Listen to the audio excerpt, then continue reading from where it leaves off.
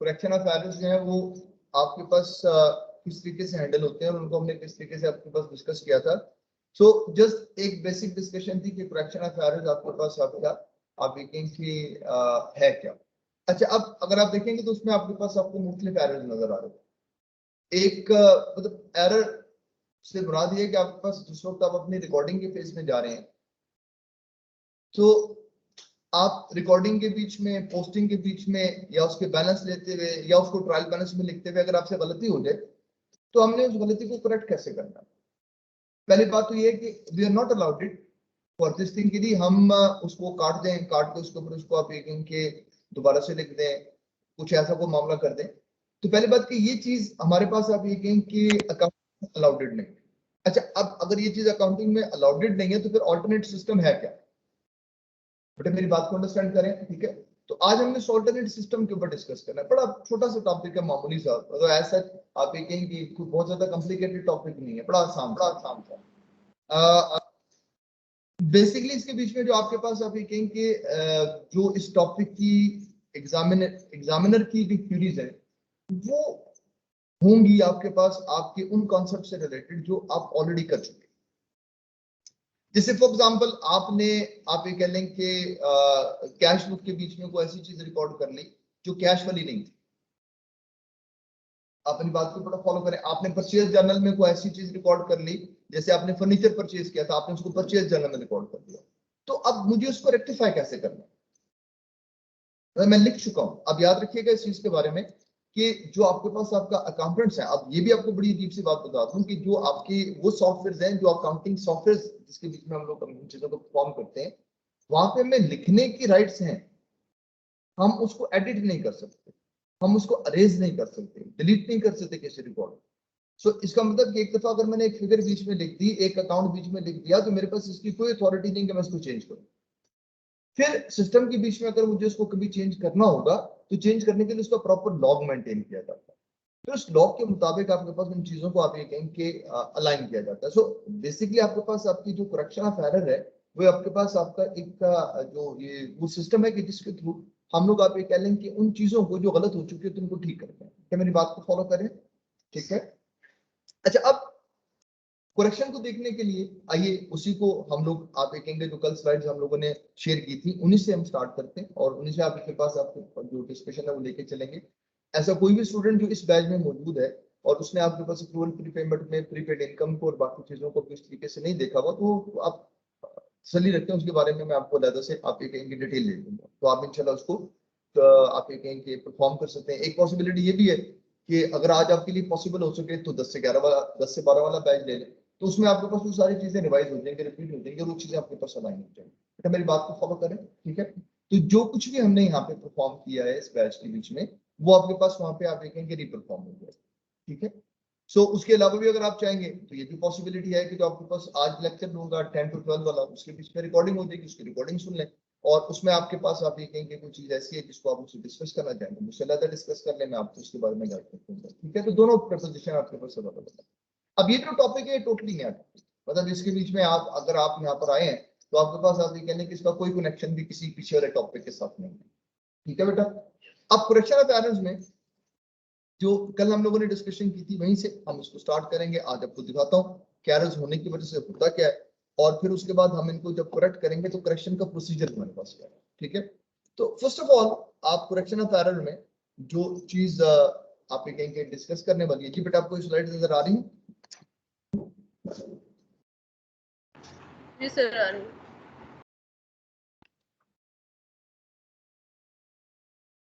तो मैं इसी को रिपीट कर देता हूं कि आपकी जो इनसे रेलिवेंट जो कल की डिस्कशन थी जहां से हमने इसको कंटिन्यू करना था। तो एक तो आपके पास आप ये कह लें कि वो कैपिटल रेवेन्यू का कॉन्सेप्ट था जो ऑलरेडी हम लोग आप ये कहेंगे डिस्कस कर चुके हैं कि कैपिटल रिसीट्स क्या थी, रेवेन्यू रिसीट्स क्या थी, कैपिटल एक्सपेंडिचर क्या है, रेवेन्यू एक्सपेंडिचर क्या है, ठीक है, इसकी एग्जांपल्स क्या है। अब यहां से हमारे पास हमारा लेक्चर स्टार्ट होता है। पहली बात कि आप एरर्स की आप ये कहेंगे टाइप। अच्छा, अब ये जो चीज आपके पास यहाँ पे मेंशन है यार, ये एरर के जो टाइप्स हैं ये जस्ट इंफॉर्मेशन पर्पस के लिए यार, ये एरर्स आपके पास होते हैं। जब आप करेक्शन ऑफ एरर का एक प्रोसीजर सीख जाएंगे तो फिर नाम की जरूरत नहीं, फिर आप बड़े आराम के साथ उन चीजों को आप ये कहेंगे मैनेज करने की पोजीशन में कहेंगे। हाँ, एक छोटा सा क्वेश्चन वो आपसे जरूर परफॉर्म करवाता है जो थ्योरेटिकल है। वो कहते हैं यार उन एरर्स को लिस्ट डाउन कर दो जो ट्रायल बैलेंस को इफेक्ट नहीं करते, या उन एरर्स को लिस्ट डाउन करो जो ट्रायल बैलेंस को अफेक्ट करते हैं, मतलब जिसकी वजह से ट्रायल बैलेंस डिसएग्री होता है। तो ये 2-3 नंबर का एक क्वेश्चन एक पेपर में उसने दिया हुआ है। तो हाँ, इसके बारे में आप ये कह लें कि ये वाली जो स्लाइड है वो आपके पास, आप अपने पास नोट कर सकते हैं कि errors which do not affect trial balance, error of omission ये आपके पास ट्रायल बैलेंस को आपके पास आप ये कहेंगे इफेक्ट नहीं करता। Error of commission general ledger में जो आपके पास है ये ट्रायल बैलेंस को इफेक्ट नहीं करता, ट्रायल बैलेंस एग्री रहता है। Error of principle trial balance agree रहेगा। Compensating errors trial balance agree रहेगा। वो एरर्स जो आपके पास आपके ट्रायल बैलेंस को डिसएग्री करते हैं वो कौन कौन सी? Error of omission, partial, recording तो प्रॉपर होगी। ओमिशन का मतलब क्या? भूल जाना, एक पूरी एंट्री को रिकॉर्ड करना भूल जाना, इसका मतलब error of complete omission. Entry को रिकॉर्ड तो किया लेकिन हमने उसकी पोस्टिंग करते हुए उसमें से कोई एक आधा अकाउंट हम मिस करके पोस्ट नहीं कर सके, दैट इज पार्शियल ओमिशन। बेटा मेरी बात को फॉलो करें। तो कंप्लीट ओमिशन के बीच में क्योंकि डेबिट क्रेडिट दोनों मिस हुए होते हैं इसलिए आपके पास आप ये कहेंगे उसके बीच में इश्यू नहीं होता। लेकिन पार्शियल ओमिशन के बीच में क्योंकि आपके पास आप सिर्फ एक अकाउंट को पोस्ट नहीं करे तो दूसरा तो पोस्ट हो गया, तो इसका मतलब कि आपका डेबिट या क्रेडिट पोस्ट हुआ है और एक डेबिट या क्रेडिट आपके पास बीच में से मिस हो गया, तो ट्रायल बैलेंस से तो डिसएग्री करना है। ठीक है, इसी तरीके से पोस्टिंग एरर्स। अब पोस्टिंग एरर्स क्या है कि आपने गलत अमाउंट पोस्ट कर दी, आपने गलत साइड पे पोस्ट कर दिया, उसके आपके पास आप ये कहेंगे जो चीजें थी वो आप प्रॉपर्ली नहीं उसके बीच में मैचिंग कर सके, तो डेफिनेटली इसका मतलब ये है कि जो आपने दूसरी रिकॉर्डिंग की है या दूसरी पोस्टिंग की है वो तो प्रॉपर है। जैसे फॉर एग्जांपल आप ये कहेंगे कि मैंने कैश पे की थी 1000, अब मैंने कैश बुक में 1000 प्रॉपर लिख दिया, इसका मतलब वहां पर तो आपके पास चीजें प्रॉपर है। लेकिन जिस वक्त आप ये कहेंगे जो ये पेमेंट थी मैंने सैलरी की पेमेंट की थी, जब मैं सैलरी के अकाउंट में जाके पोस्ट करने लगा तो वहां पे मैंने 100 पोस्ट कर दिया।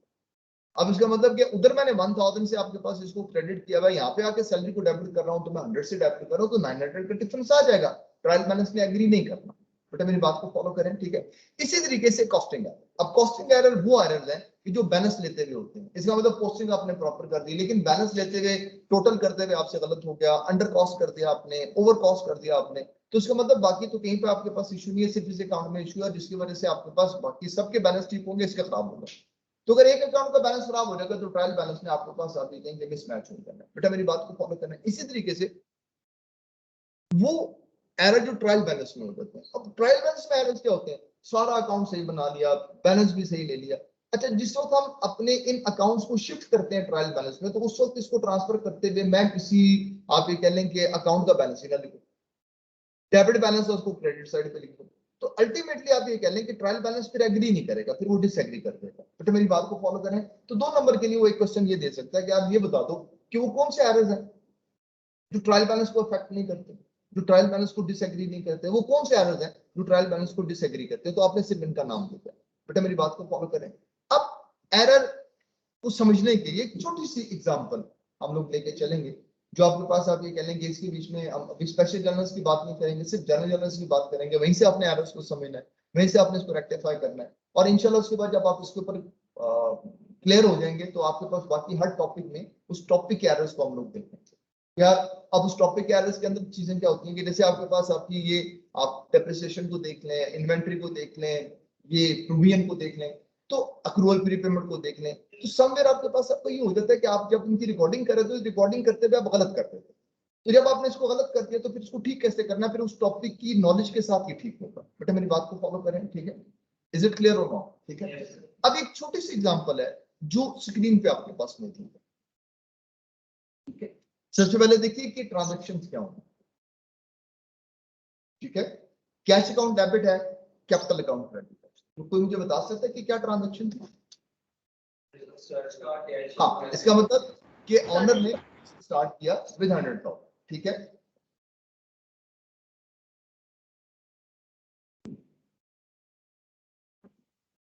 फिर आपने बिल्डिंग को डेबिट होते हुए देखा, कैश को क्रेडिट होते हुए देखा, इसका मतलब आपने अपनी बिल्डिंग को एक्वायर किया कैश का।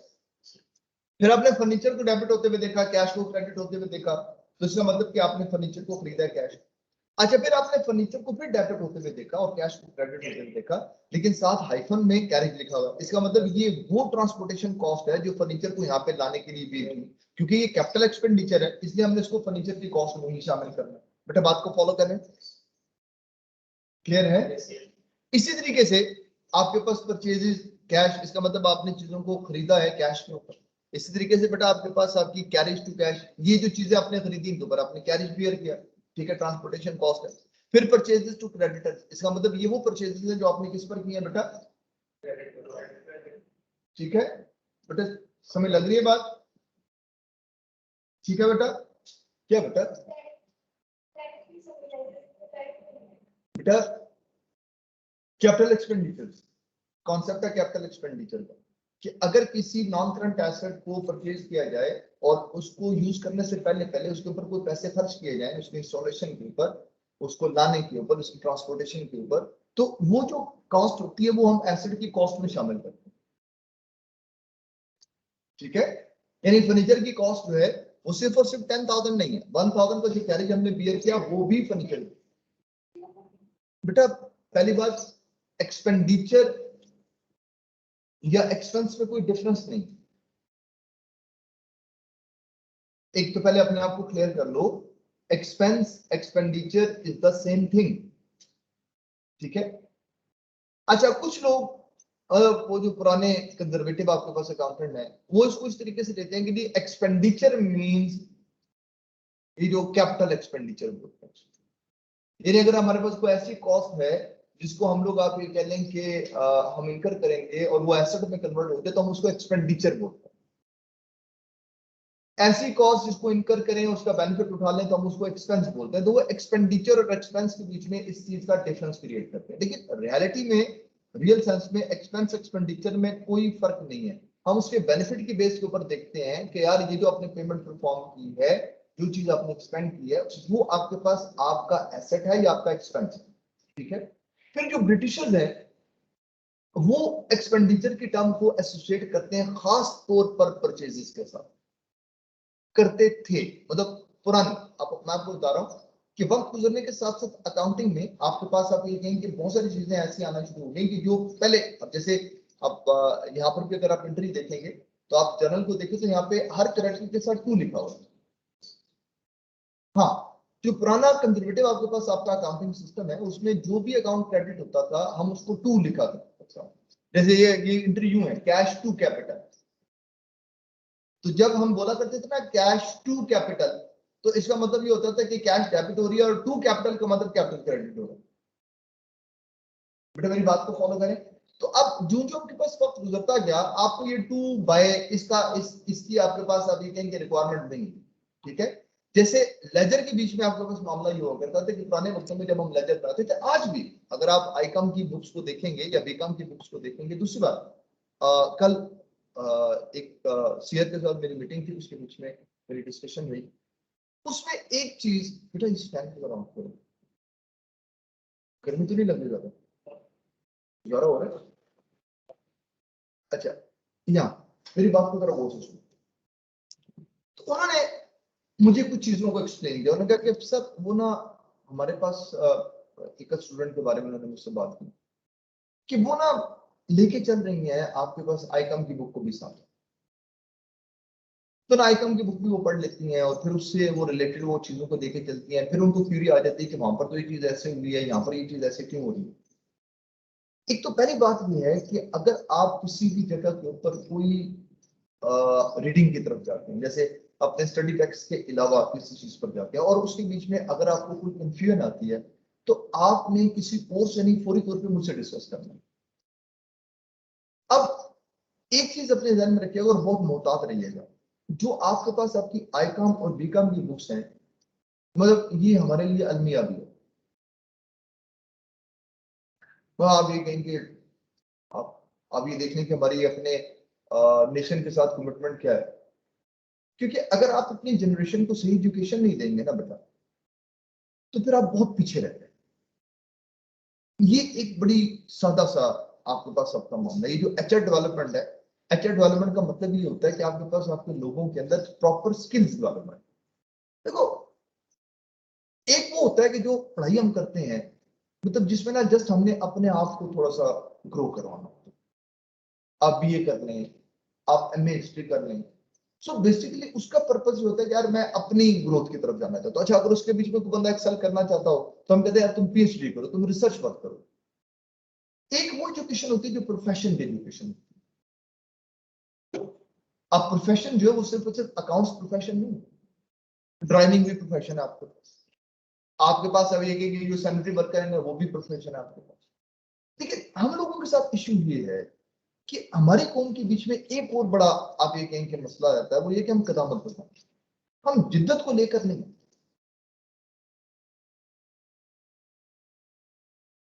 मतलब हम इसमें ना जिद्दत को लेकर नहीं आते। मेरे अपने ब्रदर इन लॉ इंग्लैंड में सेटल थे, तो अब ये लोग जो इंग्लैंड में सेटल्ड हैं, आप ये कहें कि उनका दिल करता है कि पाकिस्तान में आकर सेटल हो जाए।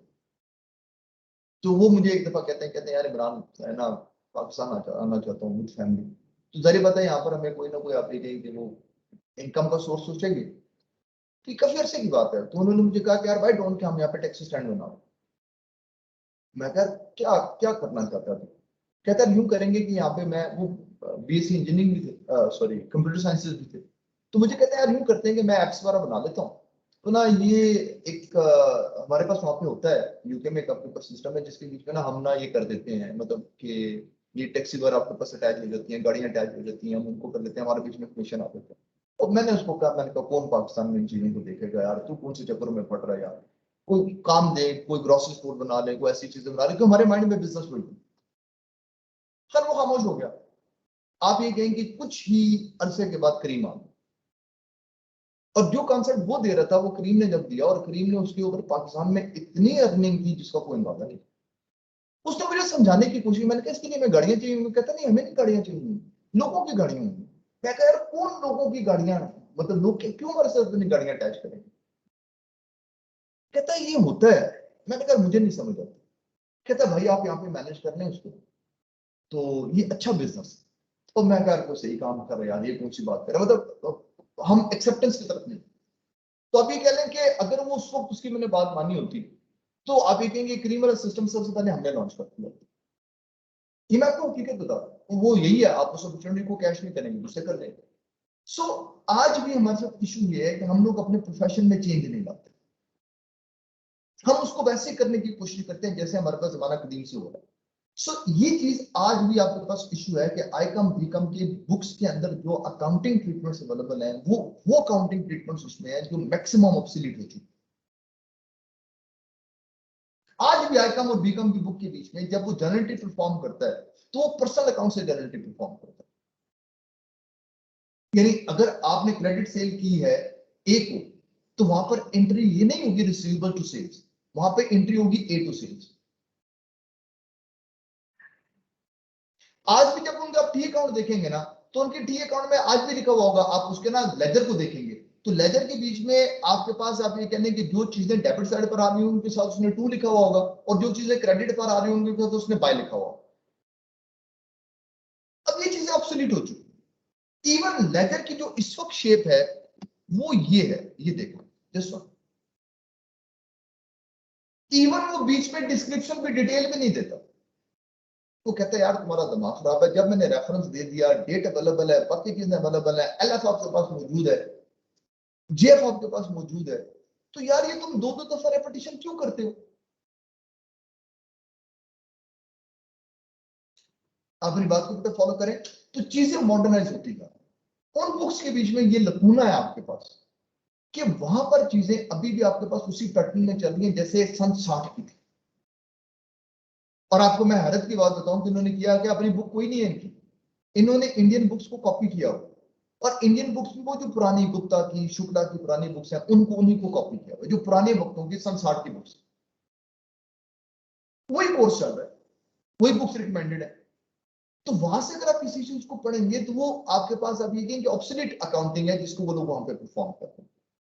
सो आपने उनको लेकर नहीं चलना। आप अपनी प्रैक्टिस के लिए क्वेश्चन वहां से जरूर उठाएं, लेकिन आप उसको परफॉर्म वैसे करें जैसे आपका एग्जामिनर चाहता है। इसी तरीके से उन्होंने कहा सर वो हमने ना आपने हमें कुछ क्वेश्चन भेजे थे, उसके ट्रायल बैलेंस तक तो चीजें ठीक थी, आगे जिस वक्त हम उसको आगे लेके चलने की कोशिश करते हैं तो वो चीजें हमसे टैली नहीं होती फाइनेंशियल स्टेटमेंट। यस फैक्ट है। अब अगर कोई ऐसे प्रॉब्लम है, ऐसी कोई चीजें, तो इमीडिएटली मुझे इन्फॉर्म करें ताकि मैं उसको सॉल्व करके आपके सामने शेयर कर सकूं। अपनी बात को फॉलो करें, ठीक है। जहां पर आप एट ओन चल सकेंगे, आपको बताऊंगा बेटा आप इस पे एक्सेल करो। फिर एक वक्त वो भी आएगा जब आप मेच्योर हो जाएंगे, जब आप मेच्योर होंगे तो फिर आपके लिए कोई डिफरेंस नहीं होगा कि बुक कौन सी है, उसके बीच में सोल्यूशन कैसे किया हुआ, वो सोल्यूशन हमने कैसे परफॉर्म करना है। लेकिन इस वक्त क्योंकि आप अपनी कॉन्सेप्ट बिल्डिंग के लेवल पर है, तो कॉन्सेप्ट बिल्डिंग में अगर कोई चीज डिफरेंट हो जाए तो वो आपके लिए बड़ी हर्टिंग होता है। आप मेरी बात को अंडरस्टैंड कर रहे हो? ठीक है बेटा, क्लियर है ये बात? तो अगर आपको किसी वक्त भी कोई चीज ऐसी हो जो आपको एक नॉर्मल लगे, थोड़ी सी ऐसी चीज हो जिसके बीच में आपको थोड़ा सा आप ये कहेंगे डाउट आ जाए, तो मुझे फौरी तौर पे इन्फॉर्म करें कि यार ये सारी चीजें हमने किस तरह से परफॉर्म करनी। बेटा क्लियर है? ठीक है। तो एक बात यहां पर आप इस चीज को देखिएगा कि जो ब्रिटिशर्स थे उन्होंने परचेजेस के साथ एक टर्म यूज कर दी, एक्सपेंडिचर। सो एक्सपेंडिचर, एक्सपेंस, इनमें कोई डिफरेंस नहीं। पहले तो अपने आप को क्लियर कर लो, आपको ये बात समझ में आ गई? अब दूसरे लेवल पर, ठीक है, कैरेज आपने पे किया, एक कैरेज वो तो गुड्स पे है, जो गुड्स पे आपके पास कैरेज है वो रेवेन्यू एक्सपेंस। लेकिन ऐसा कैरेज, ऐसी ट्रांसपोर्टेशन कॉस्ट जो मैंने किसी एसेट को खरीदने पर लगाई, बेटा वो नहीं है रेवेन्यू एक्सपेंस के मैं उसको अपने प्रॉफिट एंड लॉस में चार्ज करूं। ये वो है जिसको कैपिटलाइज होना चाहिए। जब हम कैपिटलाइज करने की बात करते हैं इसका मतलब इसको एसेट की कॉस्ट में शामिल होना चाहिए। बेटा मेरी बात समझ में आ रही है? इज इट क्लियर और नॉट? बेटे जो लोग ऑनलाइन बैठे हैं आपको मेरी बात समझ में आ रही है? Yes sir. चलो अब आगे देखिएगा, परचेजेस टू क्रेडिटर्स, इसका मतलब ये वो परचेजेस जो आपने किस पर की बेटा, उधार पर। फिर इस तरह से कैश टू सेल्स, ये वो सेल्स है जो कैश पर अपनी। फिर इस तरह से डेटर्स टू सेल्स, ये वो सेल्स है जो आपने क्रेडिट पर की बेटा। फिर कैश डिस्काउंट डेटर्स, इसका मतलब 50,000 रुपये आपने जो डेटर से लेने थे उसमें आपने 48,500 लिए और आपके पास आप ये कहेंगे 1500 का इसके बीच में आपने उसको डिस्काउंट दे दिया। इसी तरीके से देखिएगा क्रेडिटर्स 55,000 से कैश 53,000, 2,000 का डिस्काउंट रिसीव हुआ, तो इसका मतलब 55,000 जो देने थे उसमें सेटलमेंट ये हुई कि 53,000 दे दें, 2,000 का डिस्काउंट ले लें आपसे। बेटा क्लियर है? देन आपके पास सैलरीज हैं, उसके बाद कमीशन है आपके पास, यूटिलिटीज है आपके पास, ठीक है, ये कलेक्टिवली आपने पे किया, तो ये आपके पास आपके एक्सपेंसेस हैं जो आपने दिए। बेटा यहां तक बात समझ में आ गई? Yes sir. अब क्लियर? अच्छा, नेक्स्ट लेवल पे मुझे इन्हीं के लेजर्स बनाना। यहां देखो बेटा, लेजर्स नजर आ रहे हैं? थोड़ा सा लो, ये टॉप से आपको बेटा सबको पूरा ये स्क्रीन नजर आ रही है? अभी नजर आ रहा है बेटा? ऊपर देखो कैश का अकाउंट है, परचेजेस का, डिस्काउंट का, सबको नजर आ रहा है बेटा अकाउंट हेड्स के साथ। अच्छा, अब इसमें हम लेजर्स को देखेंगे तो लेजर्स बनते हैं उसमें ये जो रूल बताया कि डेवलपर है क्रेडिट, उसमें बीच में डिटेल खाली नंबर, नंबर 1 2 3 4 5 6, ठीक है, yes this is the way ledger ऐसे भी बन सकते हैं। और देखिए इसमें से लेजर को बनाना कितना आसान होता है। एक तो है कि मुझे बहुत ज्यादा लाइनें नहीं बनी। अब ये प्रॉपर्टी अकाउंट इसको बोलते हैं, तो मेरी बात को फॉलो कर रहे हैं? ठीक है, तो ये चीज आपके पास आप ये कहेंगे कंपैरेटिवली ज्यादा आसान है कि इस तरीके से आप अपने लेजर्स को मेंटेन कर लें। अच्छा, अब इसी के बेस पे हमारे पास ट्रायल बैलेंस, ये ट्रायल बैलेंस हमने अपने पास प्रिपेयर कर लिया कि यार आपके पास आप ये कहेंगे कैश का अकाउंट है, कैपिटल का, बिल्डिंग का, फर्नीचर का, परचेज का, carrying account, creditors account, clear है? तो ये सारी चीजें पोस्टिंग की होगी और पोस्टिंग के बाद आपके पास आखिर में ट्रायल बैलेंस बनाएंगे। और देखिए ट्रायल बैलेंस आपके पास एग्री, एक मिनट बेटा होल्ड करो।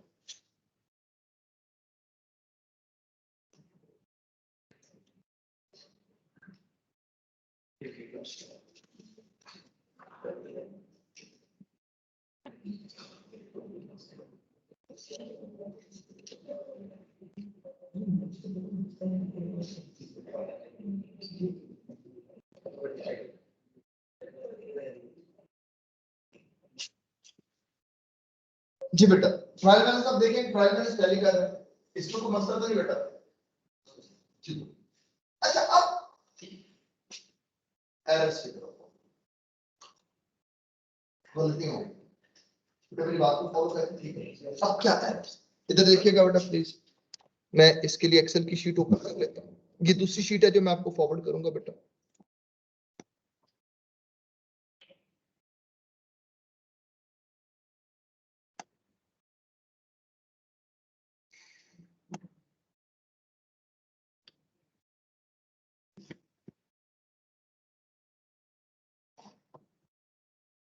जी बेटा, ये नजर आ रहा है आपको? चेक कीजिएगा प्लीज। बेटा ये नजर आ रहा है आपको? कर देता हूँ बेटा। चलो अब देखिएगा प्लीज। ये बेटा ये नजर आ रहा है आपको? ये एग्जैक्टली वही जो आपके पास आपकी सारी एंट्रीज हैं, मैंने यहाँ पे एक्सेल में लिखी। बड़ा क्लियर है? ठीक है, यही सारी एंट्रीज जो मैंने वहां पे परफॉर्म की थी। ठीक है, अब इसी में इसका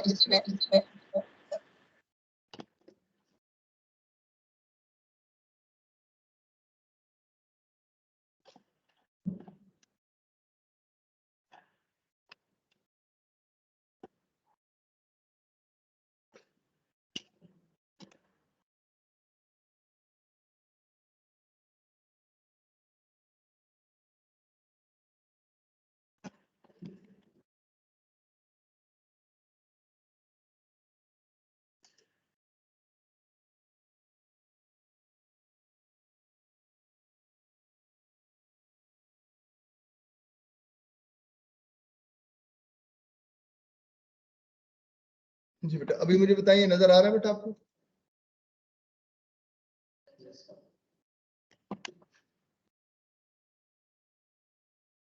जी अभी क्लियर है? Yes sir. चले ध्यान दीजिए। सो वही जो जर्नल एंट्रीज हैं उनकी ये पोस्टिंग है जो यहाँ पे होगी। You got it? ठीक है, फिर उसके बाद आपके पास आप ये कह लें कि इसी का ये ट्रायल बैलेंस है जो यहाँ पे मेरे पास मौजूद है बेटा।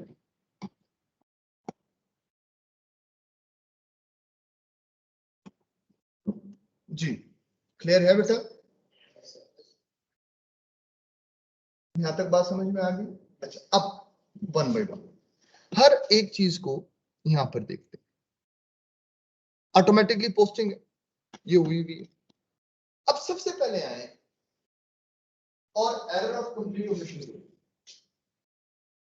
अगर एरर जो है कंप्लीट ओमिशन का मतलब क्या है? मैं एक एंट्री को रिकॉर्ड करना भूल गया, तो सबसे पहले तो बताओ कौन सी एंट्री को रिकॉर्ड करना भूल गए?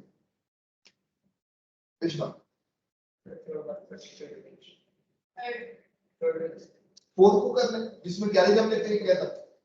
ये जो हमने कैरेज पे किया, ये आपके पास अब ये कहें कि हमने जब रिकॉर्ड करने की तरफ आए तो रिकॉर्ड करना पूरा ही भूल गए, मतलब हमने इस एंट्री को रिकॉर्ड ही नहीं किया।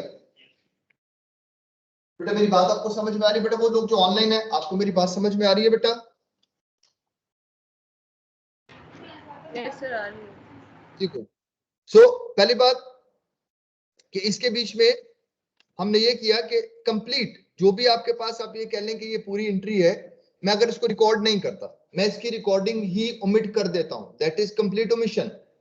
अब बेटा जरा गौर से देखो, पहले तो देखो कि अगर रिकॉर्ड हुआ हुआ है तो इससे क्या होगा। एक बात कि अगर तो ये फोर्थ एंट्री रिकॉर्डेड होगी तो फोर्थ एंट्री में देखो इसमें कैश में क्रेडिट साइड पे नजर आ रहा है, क्योंकि आपके पास कैश क्रेडिट हो रही है। और फर्नीचर के अकाउंट में इस 1000 ने डेबिट साइड पे नजर आ रहा है। तो फर्नीचर का बैलेंस हमारे पास कितना आएगा? 11,000 का, सही, करेक्ट। और इसी तरीके से कैश का जो सही बैलेंस है वो कितना आएगा बेटा? 68,000।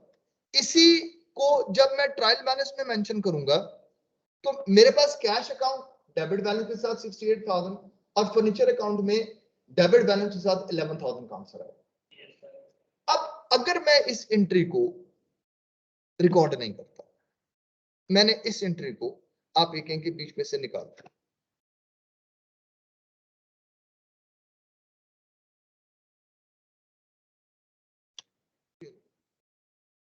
It is error of complete. बेटे बात समझ में आती है? अब देखो क्या सर बात है, जब ये एंट्री नहीं है तो लेजर के बीच में ये पोस्टिंग नहीं है।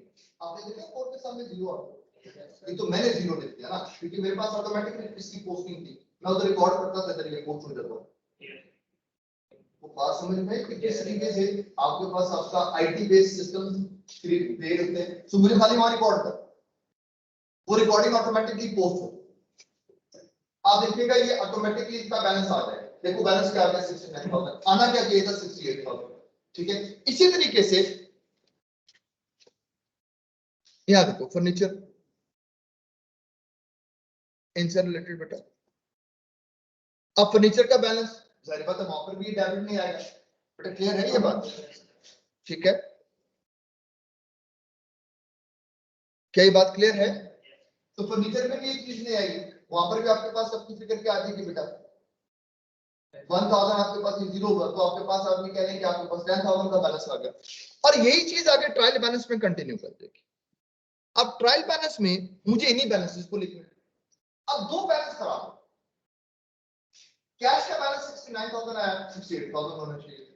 फर्नीचर का बैलेंस मेरे पास 10,000 आया, 11,000 होना चाहिए था। लेकिन एक बात गौर से देखें, नीचे आपके पास अगर आप चेक करेंगे तो ट्रायल बैलेंस पे कोई फर्क नहीं, ट्रायल बैलेंस एग्री बराबर। बेटा ये बात आपको समझ में आ गई? बेटा जो लोग ऑनलाइन बैठे हैं आपको समझ में आ गया एरर क्या हुआ? तो दोबारा रिपीट करते हैं। जी बेटा, पहली बात हमने वो एंट्री रिकॉर्ड करना भूल गए। जब हमने वो एंट्री नहीं रिकॉर्ड की तो बेटा कैश अकाउंट के बीच में आपके पास कैश बुक के बीच में आपके पास 1000 का क्रेडिट भी नहीं होगा और फर्नीचर में 1000 का डेबिट भी नहीं, जिसकी वजह से कैश का जो बैलेंस है वो ज्यादा हो जाएगा और फर्नीचर का बैलेंस कम हो जाएगा। बेटा ये बात समझ में आ गई? अच्छा, अब सब लोग ध्यान दें। या बेटा मैं 1 मिनट के लिए आपका जो रिकॉर्डिंग है उसको खत्म कर रहा हूँ बेटा, ओ सॉरी वो स्क्रीन शेयरिंग खत्म कर रहा हूँ बेटा। अब बोर्ड पर दो बेटा, बोर्ड नजर आ रहा है आप लोगों को? यस सर आ रहा है। अब यहाँ देखो बुकों को किस तरीके से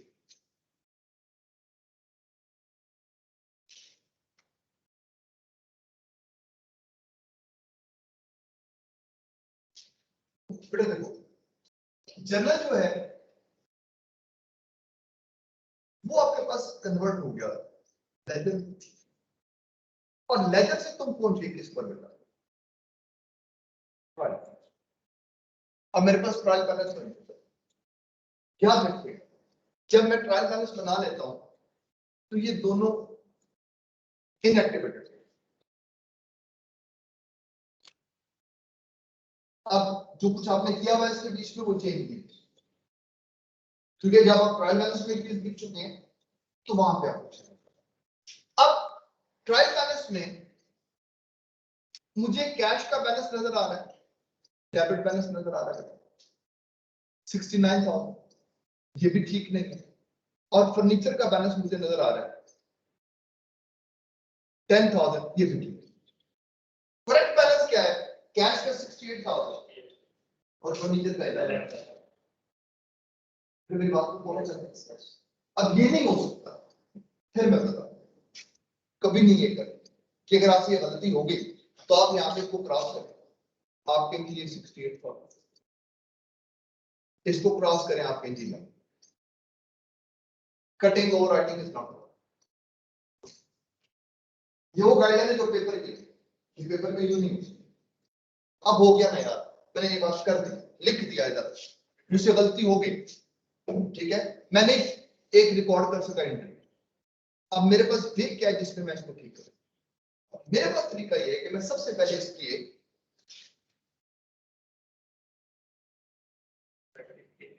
रेक्टिफाइंग एंट्री, इसको क्या बोलते हैं बेटा? Correcting, correcting. अब करेक्टिंग एंट्री क्या बड़ी सारी किया, कैश को कम करना 1,000 और फर्नीचर को 1,000 से बढ़ाना। तो मेरी बात को फॉलो करें, फर्नीचर मेरा एसेट है, कैश भी मेरा एसेट है। फर्नीचर को बढ़ाने के लिए मुझे क्या करना पड़ेगा? डेबिट करना पड़ेगा। तो मैं फर्नीचर को डेबिट कर 1,000, मैं कैश को क्रेडिट कर दूंगा। Now this entry is required. आप जैसे ये एंट्री परफॉर्म करेंगे आपको करेक्शन, आपको मेरी बात तो समझ में आ रही है, लेकिन करेक्शन होगी कैसे? होगा इस तरह से कि इस ट्रायल बैलेंस के ऊपर लिखा जाएगा कि ये आपके पास अनकरेक्टेड अनएडजस्टेड ट्रायल बैलेंस, ये ट्रायल बैलेंस हम बनाएंगे, ये बना चुके हैं, इसके ऊपर एक हेडिंग दे देंगे अनकरेक्टेड अनएडजस्टेड। मेरी बात को फॉलो करें। फिर क्या करेंगे, दोबारा से पुराना जर्नल नहीं यूज होगा, दोबारा से जर्नल को एक्टिवेट करेंगे, दोबारा से जर्नल के बीच में एक रिकॉर्डिंग करेंगे। जर्नल में रिकॉर्डिंग होगी जिसमें फर्नीचर डेबिट हो जाएगा और बेटा कैश क्या हो जाएगा, क्रेडिट। फिर इसके बाद मुझे दो अकाउंट फिर रीओपन करने पड़े, वो अकाउंट जो गलत थे उनको मुझे दोबारा से ओपन करना, ठीक है। यानी मुझे क्या करना पड़ेगा कि मुझे कैश का अकाउंट ओपन करना पड़ेगा, कैश के अकाउंट में मुझे वही बैलेंस लिखना पड़ेगा जो गलत है, जो इस ट्रायल बैलेंस में मेंशन है। तो मेरी बात को फॉलो करें, जो इस ट्रायल बैलेंस में मेंशन है, और वो बैलेंस क्या था,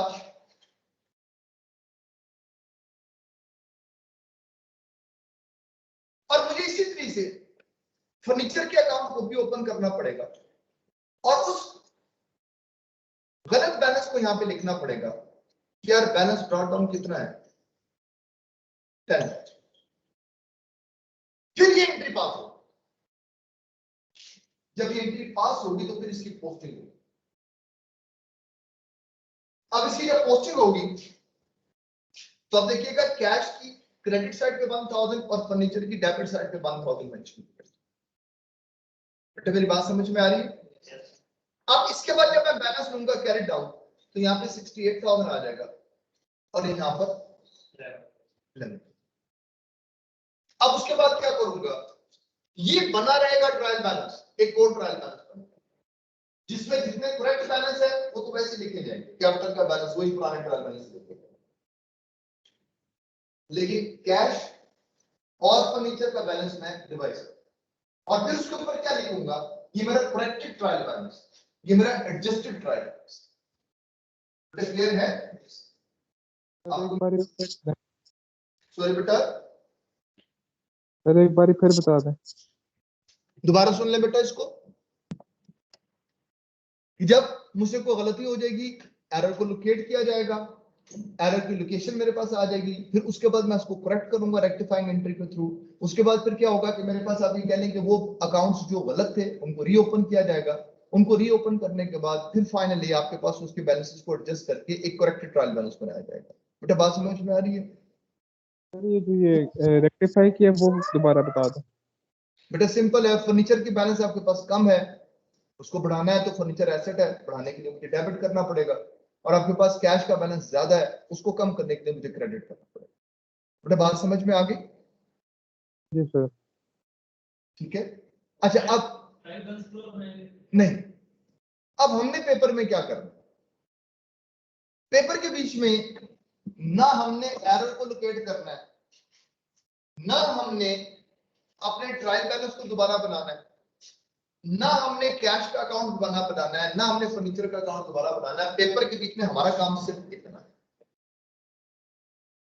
अगर वो मुझसे कुछ चीज डिमांड करेगा तो डिमांड वो ये करेगा कि भाई मुझे रेक्टिफाइंग एंट्री कर दो। अब ये उसकी कुछ गमानी है आपके बारे में कि इनको बाकी सब कुछ आता है, मतलब उसकी ये अजम्पशन है कि यार खाली एंट्री पूछ लो इसको, अगर इनको एंट्री करनी आती है तो इसका मतलब है कि ये सब कुछ जानते हैं। अब मेरी बात को फॉलो करें। सो उसमें आपको खुद बताना है कि वो लिखेगा आपके पास कि cash rate for carriage on furniture was on record. अब मुझे समझ में लग गई कि अच्छा यार इसका मतलब कि ये एंट्री रिकॉर्डिंग हुई, असल एंट्री क्या थी आपके पास, फर्नीचर टू कैश। अब ये एंट्री जब रिकॉर्ड नहीं हुई तो एरर ऑफ कंप्लीट ओमिशन के अंदर बड़ी सादी सी बात होती है कि वो एंट्री जो ओरिजिनल एंट्री है उसी को रिपीट करें,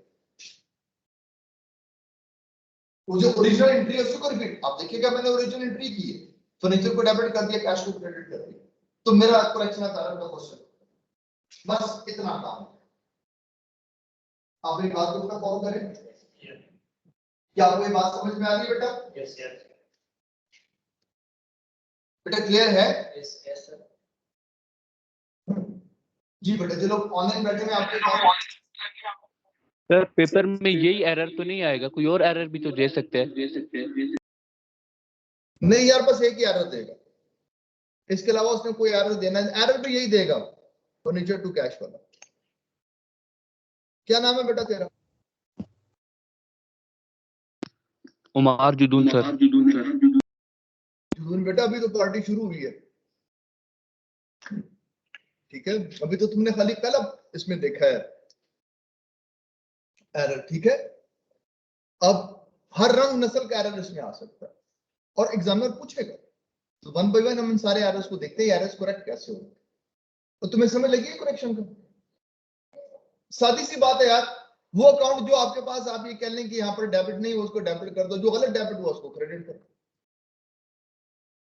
जो क्रेडिट नहीं हुआ उसको क्रेडिट कर दो, जो गलत क्रेडिट हुआ उसको डेबिट कर दो।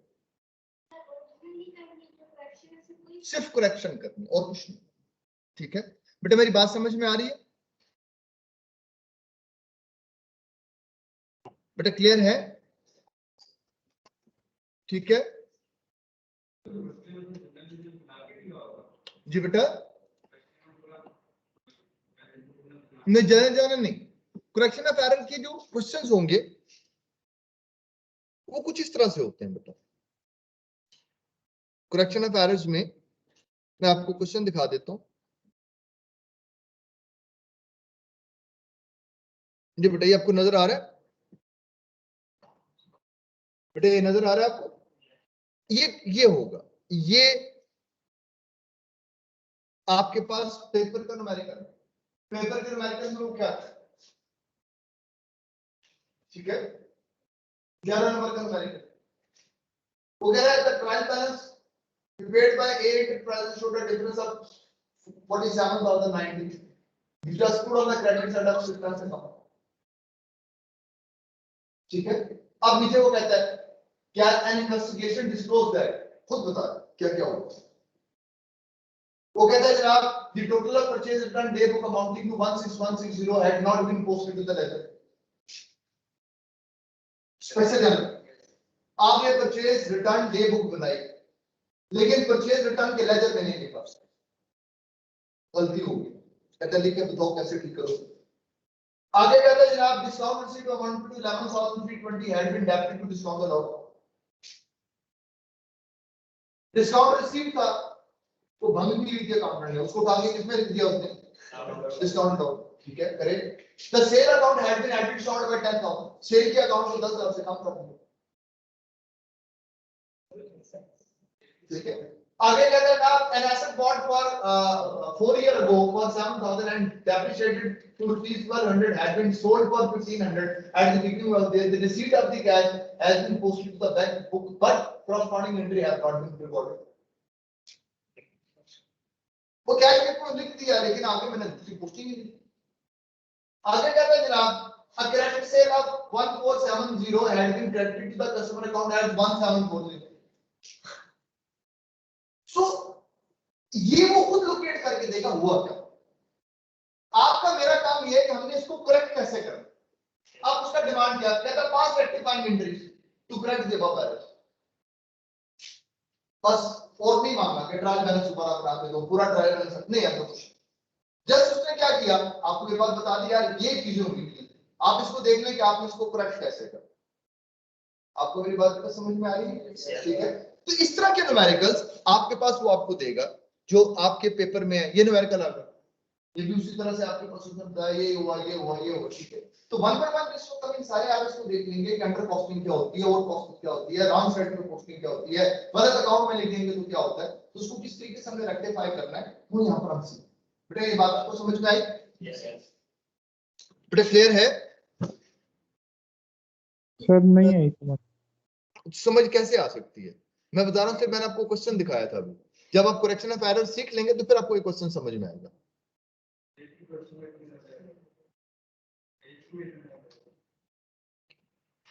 बेटा फिर आप सीए करना है ना, ऐसे तो नहीं हो सकता कि मैं आप ये कह लें कि उसको इस चीज के ऊपर कंपेल कर सकूं कि वो काम करे जो मुझे आता है। बस एक एरर देना यार, ठीक है, ज्यादा मुनासिब है कि यार बगैर एफर्ट के सीए पास करा दो, ठीक है, मेरी बात को अंडरस्टैंड करें, ठीक है। जैसे शफकत महमूद, इधर भी होता कोई शफकत महमूद, तो क्या ही बात, आपने रजिस्ट्रेशन करवा ली जनाब चार्टर्ड अकाउंटेंट बन, मेरी बात को बेटा फॉलो करें। सीए इन 30 डेज, हाँ जनाब, वो उसने लिखा हुआ होता है जी सीए इन 30 डेज, ठीक है। हाँ इधर इधर बेटा सारे लोग ध्यान करें, ठीक है। सो बी रिलैक्स यार, ये जो आपके पास आपका क्वेश्चन है, आप इस चीज को अपने माइंड में रखिएगा, जब आपका कोर्स खत्म हो जाएगा तो फिर आप इस क्वेश्चन को कर सकेंगे। सॉरी बेटा, इस चैप्टर की वेटेज आप ये समझ लें कि बाज़ का यूं लगता है कि आईटीए के हर क्वेश्चन में एरर है, और बाज़ का यूं लगता है कि आईटीए पूरे का पूरा एरर ही है, इसका वेट ये, यानी एग्जामिनर जो है बाज़ का उसका ना अजीब सी सेटिंग हो गई, आपके हर क्वेश्चन में एरर है। क्यों बेटा?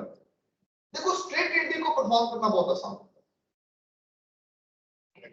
रेक्टिफाई करने का मतलब ये होता है कि आपको कॉन्सेप्ट आता हो, अगर आप कंसेप्चुअली क्लियर है तो फिर रेक्टिफिकेशन भी है।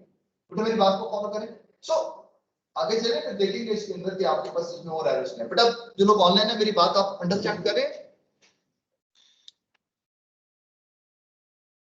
Yes sir. अच्छा अभी सिर्फ मुझे ये बताएं कि जो पहली एंट्री हमने परफॉर्म की थी जिसमें हमने कैरेज फर्नीचर वाला रिकॉर्ड नहीं किया था, उसको हमने कैसे रेक्टिफाई करना है, ये समझ में आया? यस सर वो है। चलो आ गया। अब अगले लेवल पे आ जाते हैं यार, रिकॉर्डिंग कर ली, यानी जर्नल में रिकॉर्ड कर ली, हमने यही एंट्री सी एंट्री को ले लेते, हमने ये आपके पास जर्नल में रिकॉर्ड कर लिया, लेकिन जब हम इसको लेजर में पोस्ट करने के लिए गए तो हमने कैश में तो लिख दिया, हम फर्नीचर के लेजर में इसको पोस्ट नहीं कर सकते। बेटा मेरी बात समझ में आ रही है? देखो ना इस एंट्री में क्या होना चाहिए था, एक होना चाहिए कि जब हमने फर्नीचर को डेबिट किया, कैश को क्रेडिट किया, तो कैश बुक में जाके मुझे क्रेडिट साइड पे लिखना चाहिए था, फर्नीचर के अकाउंट में जाके मुझे डेबिट साइड पे लिखना चाहिए। तो मेरी बात अंडरस्टैंड करें, तो क्लियर है? अच्छा अब हुआ रिकॉर्डिंग हो गई, कैश में भी जाके पोस्ट कर दिया कैश के अकाउंट में, लेकिन फर्नीचर के अकाउंट में पोस्ट नहीं कर सका, भूल गया। तो मेरी बात को अंडरस्टैंड करें, देखो क्या हो, रिकॉर्डिंग प्रॉपर इसका मतलब जर्नल में इशू नहीं, इशू किधर आ गया? लेजर में।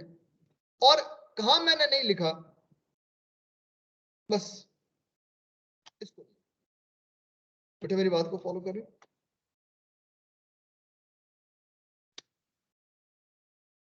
ना आप देखिए जैसे आपने पोस्ट नहीं किया तो जाहिर बात है पोस्टिंग होगी तो बैलेंस में आएगा ना, जब आपने पोस्ट नहीं किया तो फर्नीचर का बैलेंस आपके पास 11,000 से कम होगी, किस पर आ गया? 10,000। बेटा आपको ये बात समझ में आ रही है? बेटा जो लोग ऑनलाइन है आपको ये बात समझ में आ रही है? Yes sir. नहीं आएगा,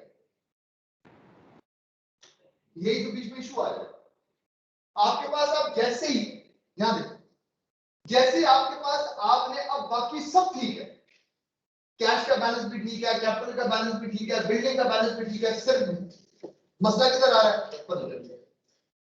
फर्नीचर का बैलेंस 11,000 होना चाहिए, लेकिन आपके पास फर्नीचर में बैलेंस क्या क्या है? आप जरा नीचे देखो, इसका ट्रायल बैलेंस, ट्रायल बैलेंस में दोनों साइड डिसएग्री कर, बेटा ये बात समझ में आ रही? क्लियर है? अब पहले मजबूरी है कि ट्रायल बैलेंस अगर डिसएग्री करेगा तो बेटा हमने उसको जबरदस्ती एग्री करो। ये कैसे हो सकता है डेबिट क्रेडिट बराबर? हमने ये जबरदस्ती जहां पर बैलेंस उसका कम था, हमने इस फिगर को यहां पे खुद इंसर्ट कर दिया, खुद हमने इस फिगर को यहां पे इंसर्ट कर दिया। कितने से बैलेंस कम है? 1000 से। और इस अकाउंट को नाम क्या दे दिया? वही सस्पेंस हमें खुद भी समझ नहीं आ रहा है ये क्या है। बेसिकली सस्पेंस का मतलब वही फिल्म और ड्रामा वाला सस्पेंस, इसका नाम हमने दिया suspense account. Trial balance mistake नहीं कर गया। अब ये सस्पेंस अकाउंट वो वाइट अकाउंट है जो इस वजह से क्रिएट हो जाता है कि आपने कुछ गलती की है, कुछ रिकॉर्ड नहीं किया हुआ, कुछ पोस्ट नहीं किया। इसके बैक में कोई जर्नल एंट्री नहीं। आपकी जर्नल एंट्री के अंदर प्रॉब्लम की वजह से, पोस्टिंग में प्रॉब्लम की वजह से, बैलेंस लेने में प्रॉब्लम होने की वजह से यहां पे आपके पास डेट के साथ। तो पुत्र बात समझ में आ रही है? अब देखो सस्पेंस 1000 के डेबिट के साथ बराबर हो गया 2,57,000 2,57,000। अब हम इसको लोकेट करें। अब वो मुझे करेक्शन के अंदर जिस वक्त अपना क्वेश्चन देगा कैसे बताएगा, वो मुझे बताएगा कि carriage paid on furniture was not posted to the furniture account. बेटा याद रखना, recorded journal, posted ledger, not posted to the furniture account, not posted to the furniture account.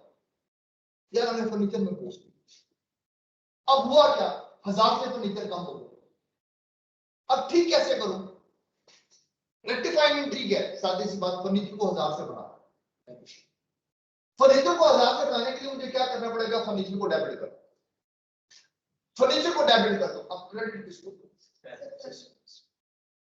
Cash को नहीं कर सकता, क्योंकि कैश को क्रेडिट करूंगा तो कैश का बैलेंस कम हो जाएगा। वो तो ठीक है।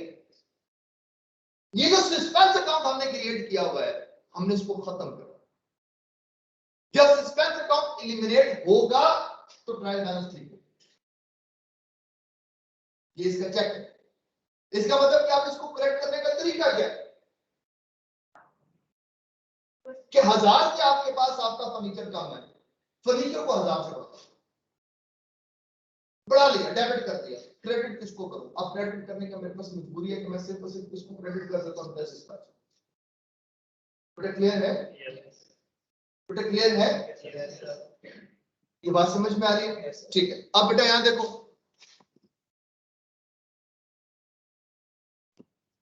बोर्ड पर देखो बेटा। जी बेटा, आपको बोर्ड प्रॉपर्ली नजर आ रहा है बेटा? जी सर। अब इशू कहां है? इशू ये है कि जब मैंने अपना ट्रायल बैलेंस बनाया तो ट्रायल बैलेंस की डेबिट साइड 1000 से कम हो। बेटा बात समझ में आ रही? 1000 से कम हो। मैंने क्या किया, ट्रायल बैलेंस में अब अकाउंट लोकेट हो गया। यार ये फर्नीचर है, ये 10,000 से, ये 10,000 से नहीं होना चाहिए, इसका असल बैलेंस क्या रहा। और यहां पर मेरे पास क्या आ चुका है? सस्पेंस। इसमें 1000 का बैलेंस। अब ठीक कर, रेक्टिफाई। तो मैं क्या करूंगा? मैं फर्नीचर को डेबिट कर दूंगा बेटा 1000 से बेटा, और सस्पेंस 1000 से क्रेडिट। अब बेटा दोनों अकाउंट कौन से ओपन होंगे? एक फर्नीचर वाला, एक सस्पेंस वाला। फर्नीचर में बैलेंस होगा 10,000 का और सस्पेंस में बैलेंस होगा 1000। जब मैं ये परफॉर्म करूं तो फर्नीचर का 10,000 वाला बैलेंस बढ़ के किस पे चला जाएगा? 11,000। और सस्पेंस जो 1000 से डेबिट नजर आ रहा है, जैसे ही वो 1000 से क्रेडिट होगा, एलिमिनेट हो जाएगा 0 पे। तो बात समझ में आ रही है सर? तो क्लियर है? सर सस्पेंस को बनाया क्यों था? सॉरी, सर सस्पेंस को बनाया क्यों था? इसलिए बनाया था कि ट्रायल बैलेंस डिसएग्री कर रहा था। सर जो पहले आपने किया था तब आपने कैश को क्रेडिट किया था, अब कैश को क्यों नहीं कर रहे? क्योंकि कैश का अकाउंट ठीक है ना। ये वो एरर है जिसको सिंगल साइडेड एरर बोलते हैं। कैश के सॉरी, बोले बेटा दोबारा। सर ये क्वेश्चन में गिवन होगा एरर? बेटा ये बिल्कुल गिवन होगा। सिर्फ मुझे ये बात बताओ कि अगर आपको ये बात समझ में आ जाए क्वेश्चन के बीच में उसने आपको बड़ा क्लियरली ये बात मेंशन की होगी कि यार ये जो आपके पास आपकी फिगर है 1000 की, ये नहीं पोस्ट हुई किसमें, फर्नीचर के अकाउंट में, और ये सस्पेंस क्रिएटेड है। अब मुझे क्या करना है, फर्नीचर को बढ़ाना है 1000 से। बेटा की बात क्लियर है? यस सर ये Yes, गिवन sir. होगा कि फर्नीचर में नहीं गिवन या किसमें नहीं गिवन? क्या बोल रहे हैं? सर मैं कह रहा हूँ ये बात गिवन होगी कि फर्नीचर में नहीं एक गिवन या बिल्डिंग में बात गिवन? एक बात मैं आपसे मतलब फिर गुजारिश कर रहा हूँ, मुझे एक बात की इस वक्त सच्ची बात समझ नहीं आ रही। आप करेक्शन को नहीं समझ रहे, आप आगे वाली चीजों के ऊपर जा रहे हैं कि यार मैंने ना ये मकान बना लिया है, अब इसके ऊपर जाके मैंने ना वो आप ये कहेंगे जी वो कनोपी भी बनानी है, फलाना काम भी करना है, ये कैसे होगा, इसका मटेरियल किधर से मिलेगा? ओ भाई पहली बात ये मुझे बताओ कि अगर तुम्हें ये एरर मिल जाए तो इसकी करेक्शन कैसे होगी? मैंने फर्नीचर को डेबिट किया, सस्पेंस को क्रेडिट किया, ये बताओ ये समझ में आया या नहीं आया? तो ये क्लियर है सर। बस फिलहाल इतनी क्लैरिटी पे रहो। क्वेश्चन में कैसे नजर आएगा बताऊंगा ना यार, क्वेश्चन में कैसे पहचानेंगे बताऊंगा इसके बारे में। आप मेरी बात को बेटा फॉलो करें।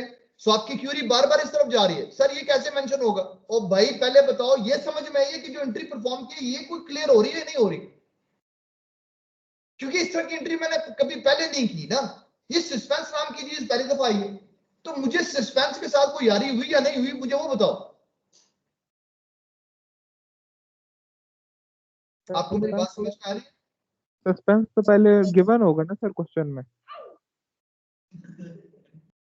हाँ बेटा क्वेश्चन में गिवन होगा सस्पेंस। अच्छा, ठीक है। ठीक है, चलें यहां तक ये बात क्लियर होगी। ठीक है बेटा, अब देखो यही सेम चीज जब आप इस एंट्री को परफॉर्म कर लेंगे, तो इस एंट्री को परफॉर्म करने के साथ ही आपके पास अब एक फर्नीचर अपडेट होकर 11,000 पे चला जाएगा और सस्पेंस 0, और जब किसी अकाउंट का बैलेंस 0 हो जाता है तो फिर उसको ट्रायल बैलेंस में लिखते हैं। तो ये बात समझ में आ गई? ये बात क्लियर है बेटा? ओ भाई समझ आई है नहीं बोलो यार? Yes, sir. चलो अच्छा, अब नेक्स्ट पे आओ। और कोई गलती देखो क्या हो सकती है, क्या गलती करें बेटा?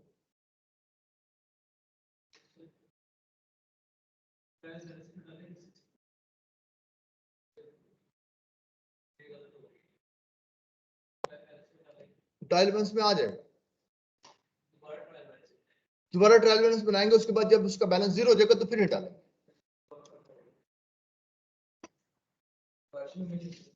हाँ बेटा पार्शियल मोशन। अच्छा बेटा अब इधर देखो,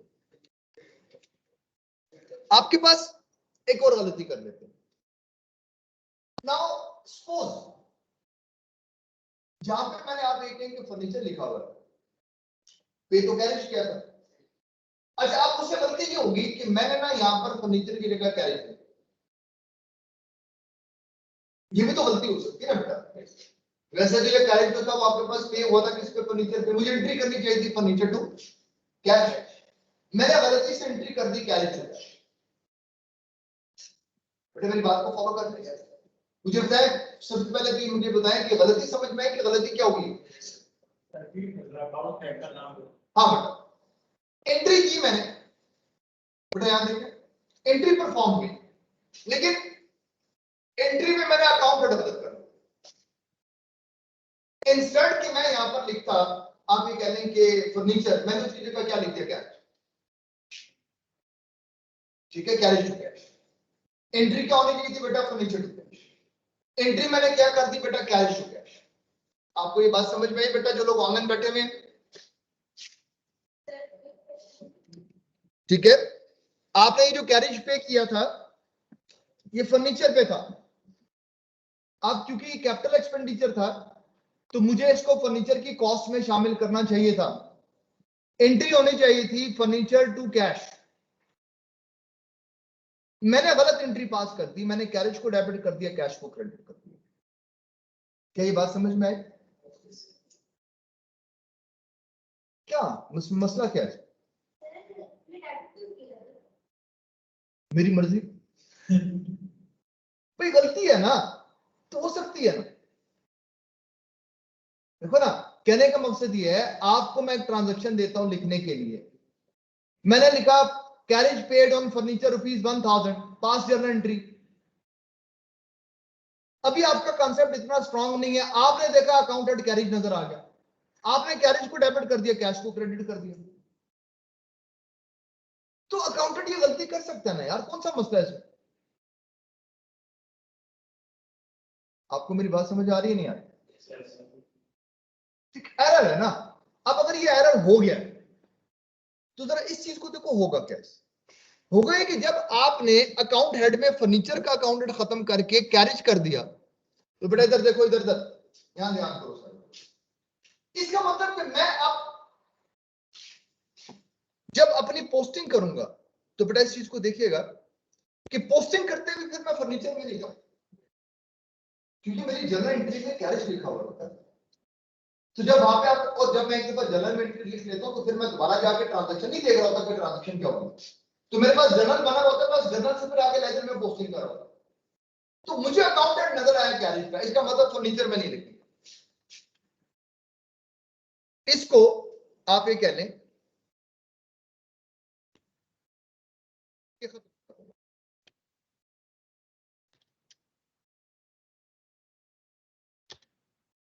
ठीक है। और यही फिगर कहां चली जाएगी बेटा? कैरेज। कैरेज की डेबिट साइड पे आके मैं 1000 लिख दूंगा। अब गड़बड़ हो गई, फर्नीचर 1000 से कम हो गया और कैरेज जो है वो 1000 से ज्यादा। ट्रायल बैलेंस डिसएग्री नहीं करे, क्योंकि अगर एक अकाउंट के बीच में आपके पास 1000 से बैलेंस कम हुआ तो मैंने दूसरे अकाउंट के बीच में 1000 से बैलेंस बढ़ा दिया, वो 2,57,000 चाहिए होगा। बेटा ये बात समझ में आई? जी बेटा, जो लोग ऑनलाइन बैठे हैं आपको ये बात क्लियर है? Yes sir. अब बेटा याद देखो, याद देखो बेटा बोर्ड पे,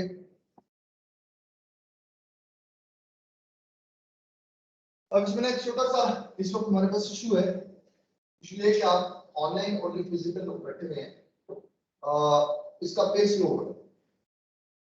अगर आप लोग यहाँ पे फिजिकली मिलकर समझ होते कि ये टॉपिक बड़ी तेजी से डिस्ट्रीब्यूट हो जाएगा, क्योंकि एक तरफ आपके पास अपनी पूरी की पूरी चीजें मेंशन होती है और एक तरफ बोर्ड के ऊपर आप इसको परफॉर्म करना है। ठीक है, अब सिर्फ यहाँ पे देखिए, मुझे बार बार आपकी स्क्रीन को खत्म करके यहाँ पे चीज को डालना पड़ेगा। अब बेटा इससे ये होगा कि इस एरर की वजह से दो इशू, एक जो फर्नीचर है उसमें ट्रायल बैलेंस में बैलेंस 10,000 होगा, और जो कैरेज है उसमें यह बैलेंस आपके पास जो 1500 का होना चाहिए वो 2500, दोनों 1000 से ये कम, 1000 से ये ज्यादा। अब बेटा मुझे कैरेज को कम करना, कैसे कम करूं? 1000 से कम कर, कैरेज मेरा एक्सपेंस है, इसके मतलब इस एक्सपेंस को कम करने के लिए मुझे कैरेज को क्रेडिट कर और फर्नीचर को 1000 से बढ़ा।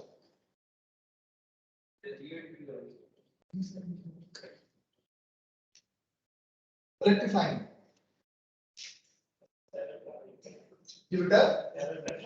सर ट्रायल बैलेंस तो ऊपर वाली एंट्री के साथ भी सेम ही आएगा सर। हाँ बेटा, ठीक है, लेकिन बैलेंसेस गलत है। और एक बात समझो, ये बड़ा खतरनाक एरर है।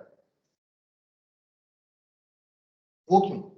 कल आपने फर्नीचर पे डेप्रिसिएशन चार्ज करना, आपने कैरेज को उठा के अपने प्रॉफिट एंड लॉस में एक्सपेंस लिखना, इसका मतलब ये होगा कि आपके पास आपकी डेप्रिसिएशन गलत होगी, आपके पास आपके एक्सपेंसेस गलत होंगे, आपका प्रॉफिट वो आपके पास आ जाएगी कि चेंज होना चाहिए। That is why this is known being error of principle. Principle है, अपनी बात को फॉलो करें, ठीक है। और जब आप इसको लोकेट कर लेते हैं तो आपको ये लाजिम होगा कि आप इसको रेक्टिफाई करें। मेरी बात को अंडरस्टैंड करें, क्या बात क्लियर है? रेक्टिफिकेशन बहुत सिंपल, आप ये देखें कि यार अच्छा मुझे डेबिट किसको करना चाहिए? फर्नीचर, मैंने किसको डेबिट कर दिया? कैरेज को। मेरी बात को फॉलो करें तो ठीक करने का तरीका क्या है? जिसको मैंने गलत डेबिट किया उसको क्रेडिट, जिसको मुझे डेबिट करना चाहिए था रेक्टिफाइंग एंट्री में, उसको डेबिट। बेटा मेरी बात को फॉलो करें। तो फर्नीचर को बढ़ाओ 1000 से डेबिट करें, कैरेज को कम करो बेटा, इससे बेटा बताओ। बेटा क्लियर है? क्या बात समझ में आ रही है बेटा? सर जी बेटा। सर कैरेज जो है ये क्या कहते हैं ट्रायल बैलेंस में डेबिट साइड पे आएंगी, तो जब सम करेंगे तो वो बैलेंस तो इक्वल ही आएंगे ना, हाँ बेटा बैलेंस तो फिर पता कैसे ये आपके पास अपनी जगह पे अंदाजा से भी साइंस। यहाँ बेटा सारे लोग इधर ध्यान करें, बेटा माइक म्यूट करो। अब बेटा इधर देखो, आपसे गलती होगी, तो माइक म्यूट करो। गलती होगी बेटा, ट्रायल बैलेंस भी बराबर है। हाँ ये बात अपनी जगह पे है कि फर्नीचर का बैलेंस अलग है, कैरेज का बैलेंस अलग है। पता कैसे चले? देखो ना, अगर तो सस्पेंस आ गया तो सस्पेंस अकाउंट के आने का मतलब है कि गलती हुई, वो इटसेल्फ डायरेक्ट आपके पास इंडिकेशन है कि आपने कुछ गलत किया। लेकिन अगर ट्रायल बैलेंस एग्री कर दिया तो हम तो खुशी से नारा लगाते हैं, हाँ भाई इंडिया पता हो गया। आपकी बात को फॉलो, क्योंकि मेरी लेजर जर्नल सब कुछ बराबर आ गया, ट्रायल बैलेंस में मेरे पास मेरा आंसर बराबर आ गया, इसका मतलब क्वेश्चन ठीक हो। सो अगर बीच में कोई हिडन एरर है तो मुझे नहीं पता ये हिडन है। अब होता ही है कि एक भाईजान होते हैं जिनका नाम होता है ऑडिटर, जॉब बनने के लिए ये जब फाइनेंशियल स्टेटमेंट्स बनाई जाती हैं तो फिर उनको दिया जाता है कि सर इसके ऊपर अपना ओपिनियन दें। आप अपने ओपिनियन के लिए इन सारी चीजों को देखते हैं। आप सबसे पहली बात उसके साथ ही करते हैं, आपका जो अंदाज होता है ना वहां पे जब आप ऑडिट करने के लिए जाते हैं तो आपका बिल्कुल अंदाज वैसे होता है जैसे एक एसएचओ का अंदाज होता है। ये मैं आपको हकीकत बता, और ये आपकी प्रोफेशन की रिक्वायरमेंट भी है। आपको दोस्ती नहीं लगानी, दोस्ती लगाएंगे तो ओपिनियन देना मुश्किल होगा। आपको वहां पे जॉब नहीं करनी, ये डिस्क्वालिफिकेशन ऑडिटर। एक ऑडिटर डिस्क्वालीफाई हो जाता है कि अगर उसी ऑर्गेनाइजेशन में, अगर मैं स्कैन्स में जॉब कर रहा हूं, चार्टर्ड अकाउंटेंट हूं, मैं स्कैन्स का ऑडिट नहीं कर सकता। स्कैन्स का ऑडिट वो करेगा जो स्कैन्स में जॉब नहीं करेगा, जिसके स्कैन्स में शेयर नहीं। स्कैन्स के किसी डायरेक्टर किसी आमर का वो आपके पास एम्प्लॉय नहीं, independent. He should be, he must be independent. उसको कोई लेना देना नहीं है सब। वो इसको देखेगा, उसको चेक करेगा। जब वो उसको चेक करेगा तो वो आपसे कहेगा जरा मुझे बताओ फर्नीचर कितने का खरीदा है, जरा वॉचर्स लेकर आओ। ये वही वॉचर्स है जो आपके पास होते हैं, और वो वॉचर नंबर 7 लिखा होगा। आप देखेंगे आज ये 10,000 का खरीदा, हाँ 22,000 ठीक है। वो कहेगा यार कैरेज आपने पे किया, ट्रायल बैलेंस में मेंशन किया है 2500, इसके वॉचर्स लाओ। जिससे वो वॉचर्स आपके सामने आएंगे तो वहां पर वो चीजेगा, वो कहेगा भाई तुम अकाउंटिंग आती है तुम्हें इस चीज के बारे में पता नहीं कि वो कैरेज जो फर्नीचर पर पे किया जाता है वो एक्सपेंस नहीं होता, वो एसेट में आता है। तुमने फाइनेंशियल स्टेटमेंट ड्राफ्ट कर ली, डेप्रिसिएशन गलत कर दी, तुमने ये चीज गलत कर दी, वो चीज गलत कर दी, तुमने यहाँ पे अपने प्रॉफिट एंड लॉस वॉल्यूम कर दिया, ठीक करके लाओ। तो फिर उसकी रीड्राफ्टिंग करके सर आप देखें ठीक हो गया। फिर इसी तरीके से बड़ी ऑर्गेनाइजेशन में एक डिपार्टमेंट वो होता है बेटा जिसको internal audit department. Internal audit department जो है वो आपके ऑर्गेनाइजेशन के अंदर होता है और उसका काम ये होता है कि वो इस तरह की चीजों को साथ साथ चेक करता है। अब वो यूं करेगा कि जो आपके पास आपके अकाउंट्स डिपार्टमेंट ने अपनी रिकॉर्डिंग की, पोस्टिंग की, सब कुछ किया, वो उसको साथ साथ देखता है। आप मेरी बात को अंडरस्टैंड करें। जिसको इन चीजों को देखता है तो उसको देखते हुए आपके पास आप ये कह लें कि उसको ये चीज पता चल जाती है कि यार ये वाली जो आपके पास इनवॉइस थी जो तुमने गैरेज में रिकॉर्ड की, इसको गैरेज में नहीं रिकॉर्ड करना, इसको फर्नीचर में। तो मेरी बात को फॉलो करें तो फिर आपको ये चीजें अपनी चीजें फॉरवर्ड करता है कि यार अकाउंट्स डिपार्टमेंट वाले लोग सही काम नहीं कर रहे, इसके अंदर आपके पास अपनी एंट्री ये होनी चाहिए थी, आपने एंट्री ये कर दी। तो जब ये एरर लोकेट हो जाता है तो बेटा फिर हमें आपके पास आप ये इससे रिलेटेड आपके पास आप ये वो हिंट मिल जाता है, फिर हम इसको रेक्टिफाई करते हैं। बेटा मेरी बात समझ में आ रही है? बेटा क्लियर है? और यहाँ जो लोग ऑनलाइन बैठे हैं मेरी बात समझ में आ रही है? Yes sir. अच्छा अगली बात सुनो, यहाँ पर एंट्रियां कितनी है? 10। अब आपको एक मजे की बात बताऊं कि एक दिन के बीच में अगर आपके पास आपकी 10,000 एंट्रियां हो रही हैं, 15,000 entry, other internal audit department को कौन निकाले आएगा? अब होता क्या है, पीटीसीएल, आप हैरान होंगे, पीटीसीएल की जो कैश बुक है, पुराने वक्तों की बात है, जब मैं स्टूडेंट, तो हमारे टीचर पीटीसीएल के डायरेक्टर, तो उन्होंने एक दफा बताया कि सर जो पीटीसीएल की जो कैश बुक है ना, वो कैश बुक निकालने के लिए प्रिंटर को 3 दिन चलना पड़ता है। उसके प्रिंट आउट प्रिंटर रेगुलर देता रहता है, 3 दिन प्रिंटर चलता है तो फिर कैश बुक का प्रिंट आउट होगा। अब जब ट्रांजेक्शन इतने बड़े लेवल पे चली जाती है तो बेटा ये बात बड़ी ऑब्वियस होती है कि हर चीज प्रॉपर रिकॉर्डेड है। आप बड़ी कोशिश करते हैं लेकिन फिर भी प्रैक्टिकली ये चीजें रहती हैं। इसीलिए जब आप इंशाल्लाह ऑडिट पढ़ेंगे तो वहां पे ऑडिटर जो है वो एक लफ्ज बोलता है कि ये जो स्टेटमेंट्स हैं ये फ्री है फ्रॉम, मेरे ओपिनियन के मुताबिक ये फ्री है from material misstatement, material errors. यार छोटे मोटे एरर हैं, रहते हैं, नहीं उनको आप लोग ये मतलब अब लेवल है उसके ऊपर हम लोग आपके पास आके कहेंगे, इसीलिए वो अपना साथ रिस्क का बताता भी है कि यार मैंने जो अपने ये ट्राई किया, मैं पूरा कंप्लीट एक एक ट्रांजैक्शन को नहीं देख सकता, मैंने सैंपल लिया है, सैंपलिंग की वजह से मैं इसको देख कर रहा हूं, व्हाटएवर इज द केस, वो आपको उसके बारे में डिटेल दे। तो बेटा पहली बात प्रैक्टिकली जब आप इसको देखने के लिए जाएंगे तो ये सस्पेंस अकाउंट भी जिंदा रहेगा ट्रायलिस्ट में, ये पूरा मतलब नहीं होगा, ये एरर भी रहते हैं, लेकिन आपके लेवल के ऊपर आप बीइंग अ स्टूडेंट जब इस चीज को देखेंगे तो पहली बात बेटा कोई एरर ऐसा नहीं होगा जो आप लोकेट ना कर सकें, आपको पर्सनल लोकेशन को बताएगा और फिर इसी तरीके से वो आपके पास आप ये कह देंगे, इसकी पूरी डिटेल आपको देगा, आपका काम होगा कि आप इसको रेक्टिफाई कर सकें।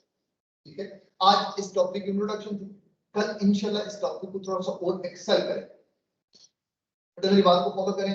मुझे सिर्फ ये बात बताएं कि कोई जनरल अंडरस्टैंडिंग हुई कि क्वेश्चन ऑफ एरर है क्या? बेटा जो लोग ऑनलाइन बैठे, यस सर, यस सर, आप वो कह लें कि हमें जनरल अंडरस्टैंडिंग को देखना था, कल इंशाल्लाह इसको डिटेल के साथ डिस्कस करेंगे। ठीक है बेटा, जी बेटा, अभी फर्नीचर इन्वेस्टमेंट हमने वो पूरी बात नहीं की थी, तो इस पे डेप्रिसिएशन की चार्ज नहीं होगी, जब वो डेप्रिसिएशन चार्ज